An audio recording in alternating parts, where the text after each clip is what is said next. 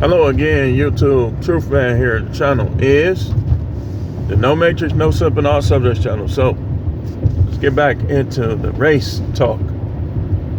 What I want to talk about on this video is how black people use the race car that we supposed to be brothers, my sister, queen, stuff flying on my mouth. We got to stick together and all that other stuff when it's convenient. My people, when it's convenient.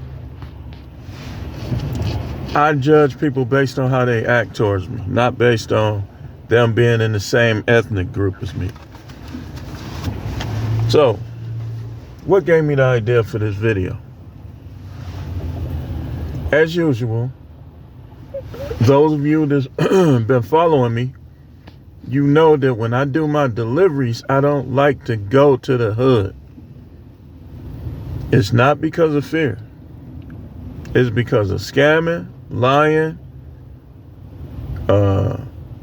unsafe conditions for my car and for me. When I say unsafe, it's me popping somebody too.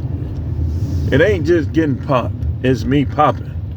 Because here's the thing, people that ain't got nothing to live for, no gold ninjas, and I'm gonna try not to use the word N-I-double-G too much, they'll crash out. And you'll get one of them, but then all the people that know them will try to get you.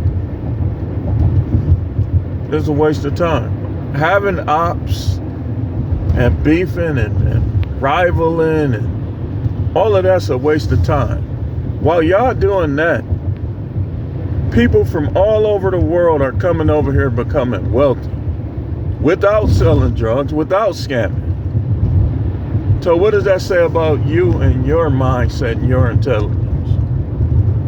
You got to scam in a country that they don't have to scam, that they not even from, that they weren't even born in. And then people will kill you over the truth. They'll want to kill you for standing up to them, for not being scared of them, and over the truth. And that's why, like for instance, y'all done heard me play AE, one of my friends. He's Latino, Mexican, whatever you know. I don't know what they. I don't be knowing, man. He's from his family, and he was born in the U.S., but his family, his father and his mother, is from Mexico, if I'm not mistaken. He had my back more than, in fact, you know what was crazy? When I used to work with him, he had my back against them niggas. Talking all behind my back. He was saying stuff like, you know, why don't you say that to his face? See? That's how it be. That's why I judge people based on what they do. So the customer, when I saw that order, I was furious. Because they caught me off guard. Caught me slipping. And I didn't look at the map. If I would have looked at the map, I wouldn't have took the order. And so after I did the order and I saw where it was going, I was irate. I was furious. Because I knew that that area is a low income area with people who don't got no goals, just want to rob and steal, do drugs, so on and so forth. And I look at it like for instance, that's a vet question with me. I want to know if I know the areas of a city, like here, I talked to a chick. I want to know where she lives, and I want to know where she grew up. Where she grew up is a little less important, but I still want to know, because then I can pinpoint like the type of people that was surrounding her. But where she lives now, if she live in the hood now, that's a red flag. I don't know about where you from, but where I'm from, it's a red flag. Because you don't know. You go over there and pick. Y'all seen them videos where the dudes be talking in the background trying to start stuff?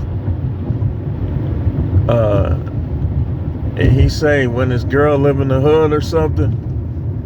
It's really like that, y'all. It is. I ain't never seen a bunch of dudes that think they gotta say something to another dude that they don't even know. We wasn't like that. Like if you, like, yeah, we was on our little, our block clique and all that stuff. But if you came through there peacefully, we didn't bother you. It wasn't no, do you know where you at? Unless you started some stuff. I asked dudes that before. Dude came back on the block talking crazy. And that's when I said, do you know where you at? Before we jumped him. But other than that, like if he wouldn't have said nothing, so I wouldn't have did nothing to him. Now we did have our time. We's being a little racist, trying to stop certain people from coming through there. But that was a short time thing. That was short term and short time. But, and then another thing. Y'all ever notice how black people always, like not all of us, but some of us always want to downplay somebody's manhood or toughness, or these dudes will bring up stuff when you was 8. I remember when I slapped him when we was kids. I remember I slapped him. And y'all was 8, y'all was young. Like, because they always trying to downgrade and downplay. And all of these things, we talk a lot on this channel about the reason why we at the bottom. All of these things do contribute to it. They do. So the customer said that they didn't get their order, but I knew it was some funny business because I can read energy, right? They had a Ring doorbell, and like I could tell they were watching me. I could tell, like I could feel it. They were watching me the whole time. So she put instructions, and I'm looking at her instructions like she put that so she can lie about this. I said, watch, she gonna lie about this order. Y'all black women, y'all queens. And lo and behold, she did. And so I called the support. And they've downplayed it like I'm like, man, she be doing this all the time? See, this is what I don't like about some of these apps. They'll deactivate the 1099er in a heartbeat, but they don't be deactivating customers. When those customers lie, they supposed to be deactivated on the spot. Well, they're not trying to let the company make money. They're trying to get what they want and keep their money. The real proper ways of a crook. That's what crooks do. The only difference, like when I was on some criminal stuff, I wasn't like just trying to scam people and stuff. I wasn't doing that. If I get my food, the only way I'm calling about it is if something ain't right or the order is wrong.